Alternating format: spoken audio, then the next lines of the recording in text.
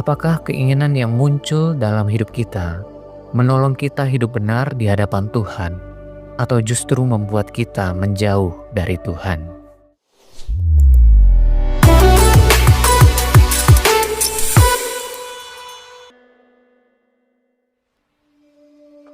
Shalom, selamat pagi saudaraku yang dikasihi Tuhan Yesus Kristus. Selamat berjumpa kembali dalam renungan pagi dan doa pemulihan hari ini. Saya percaya saudara semua dalam keadaan yang sehat, limpah dengan sukacita, kuat dalam iman, dan senantiasa dikuasai oleh damai sejahtera Allah.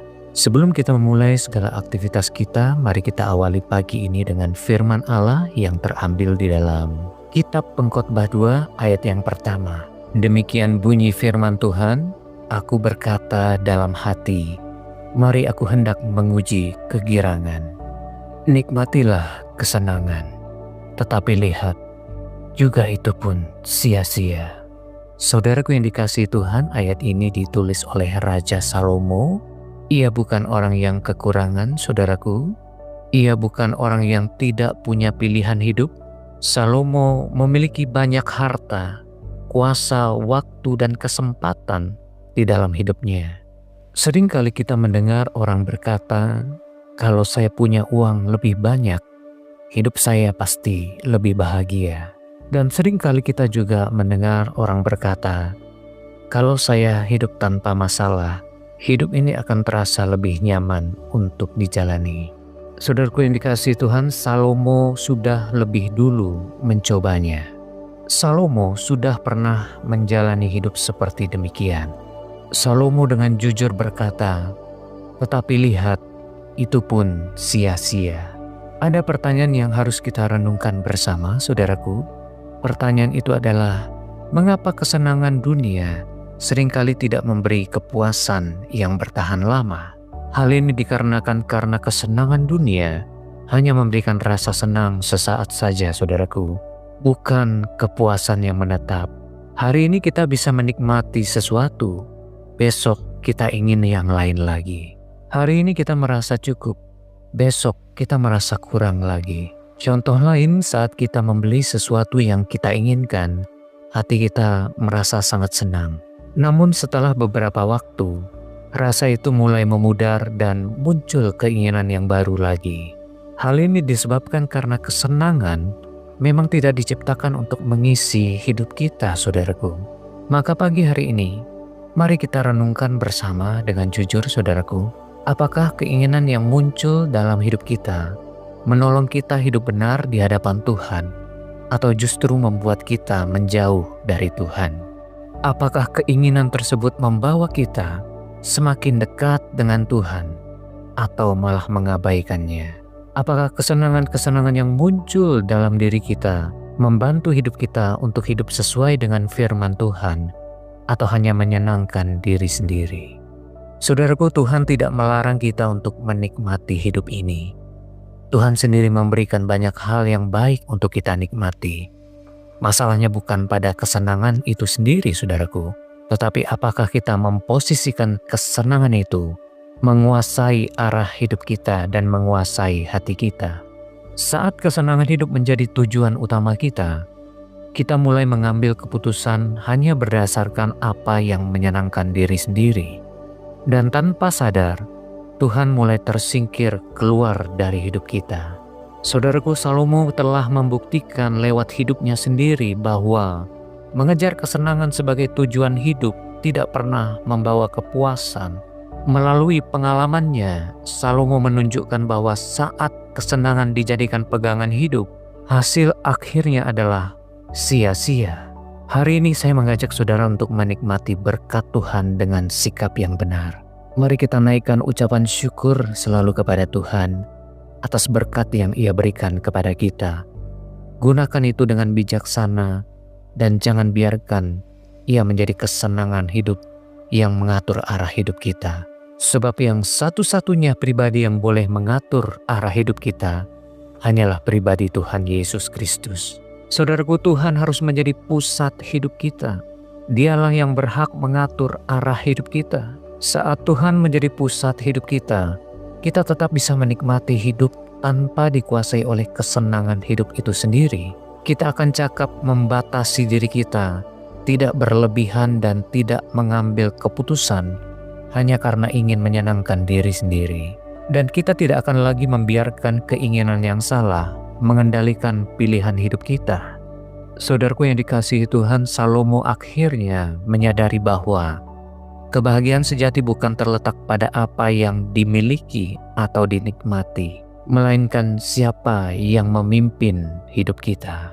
Maka mulai pagi ini saudara, mari kita putuskan bersama-sama. Mulailah setiap aktivitas kita dengan kesadaran apa yang paling menyenangkan dan berkenan kepada Tuhan, bukan lagi apa yang paling menyenangkan hati kita. Oleh sebab itu ada 3 poin penting yang harus kita pahami.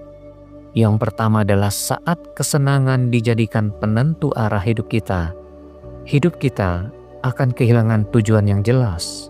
Hidup akan bergerak mengikuti apa yang terasa enak, bukan pada arah hidup yang benar. Yang kedua, kesenangan semakin dikejar justru membuat hidup kita terasa kosong dan tidak puas. Inilah pengalaman Salomo yang ia sebut sebagai sia-sia. Yang ketiga, ketika Tuhan kembali menjadi pusat hidup kita, arah hidup kita akan dipulihkan oleh Tuhan dan hati kita akan belajar merasa cukup.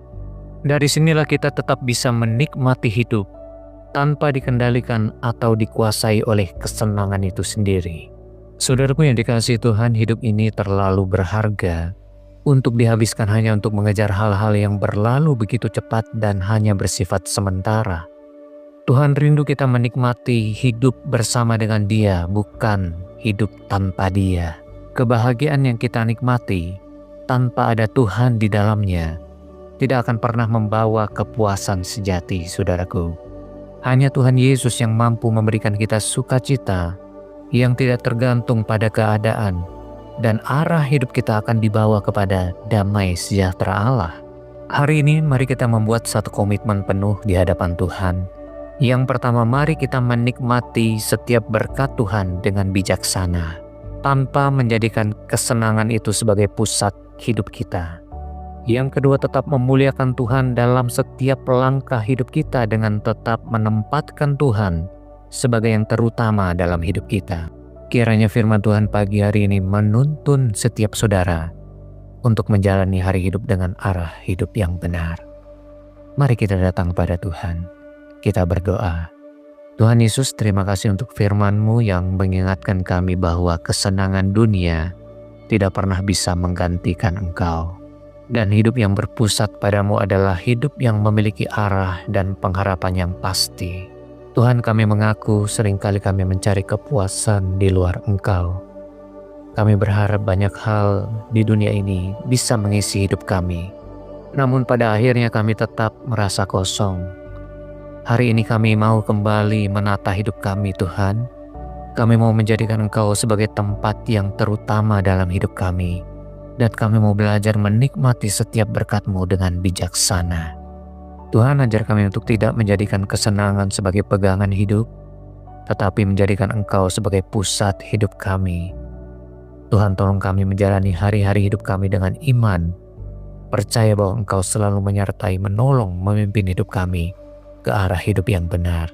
Tuhan Yesus, kami juga membawa saudara-saudara kami yang sedang mendengarkan firman Tuhan ini, mereka yang sedang dalam pergumulan yang berat, mereka yang sedang bergumul dalam pekerjaan, ketidakpastian di dalam hidupnya, rasa khawatir, dan ketakutan akan masa depan.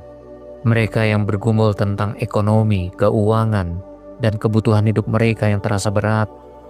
Kuatkanlah iman mereka sehingga mereka tidak berputus asa dalam menghadapi setiap pergumulan. Berikanlah mereka hikmat, pertolongan yang daripadamu. Tuhan, berikan mereka jalan keluar yang terbaik bagi setiap pergumulan hidup mereka. Curahkanlah pertolongan-Mu hari-hari ini kepada mereka yang sedang berharap kepadamu ya Tuhan. Dan ajar mereka untuk tetap bersandar berharap hanya kepada Engkau. Bapa, kami juga berdoa bagi mereka yang sedang dalam bergumul tentang sakit penyakit. Penuhi mereka dengan kasih-Mu, penuhi mereka dengan kuasa-Mu Tuhan. Anugerahkan mereka kesehatan yang sempurna yang daripadamu. Berikanlah kekuatan, pemulihan, dan pengharapan bagi mereka yang membutuhkan pertolongan-Mu Tuhan. Biarlah damai sejahtera Allah terus memenuhi hati mereka Dan kami percaya bahwa Engkau sanggup memulihkan, menyembuhkan secara sempurna, dan menopang mereka dengan kasih dan kekuatan-Mu yang sempurna. Terima kasih Tuhan, kami menyerahkan hidup kami ke dalam tangan-Mu hari ini. Berkati setiap aktivitas kami Bapa, berkati pekerjaan kami, berkatilah apa yang kami kerjakan hari ini. Di dalam nama Tuhan Yesus Kristus, kami berdoa dan mengucap syukur kepadamu. Amin.